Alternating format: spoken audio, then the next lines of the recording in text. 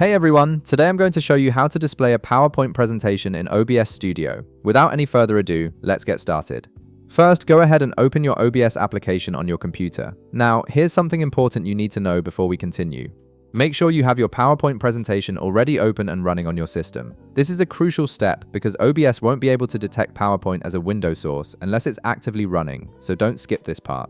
Once OBS is open and your PowerPoint is ready, direct your attention to the bottom left corner of the OBS interface. You'll see a section labeled Sources. This is where you manage all the different elements that appear in your stream or recording.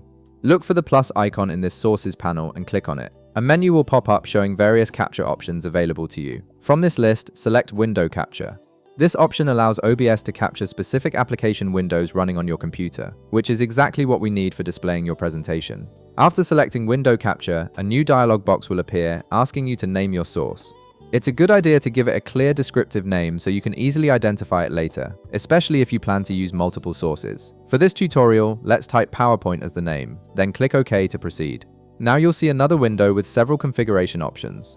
Navigate to the Windows section near the top of this dialog. Right beside it, you'll notice a drop-down menu. Click on this drop-down menu to reveal all the available windows currently open on your system. From this list, select your PowerPoint presentation.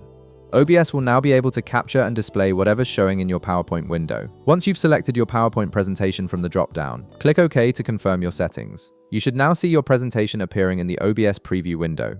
However, it might not be filling the entire screen just yet, which is why we need to adjust its size and positioning. In the left panel where your sources are listed, locate the PowerPoint source you just created. Right-click on it to open a context menu with various options. Hover your mouse over the transform option. This will expand into another submenu with different sizing and positioning choices. From this submenu, select Fit to Screen.